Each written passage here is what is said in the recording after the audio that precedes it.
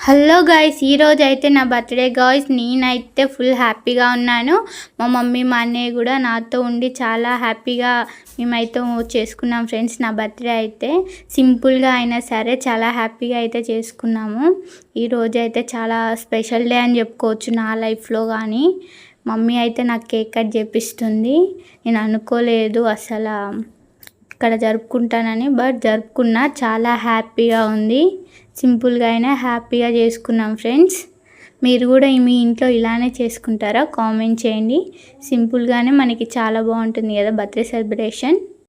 నేనైతే మార్నింగ్ లేచి గుడికి వెళ్ళి వచ్చేసరికి మమ్మీ అయితే ఇంట్లో నా కోసం వేడి వేడి సేమియా పాయసం అయితే రెడీ చేసింది.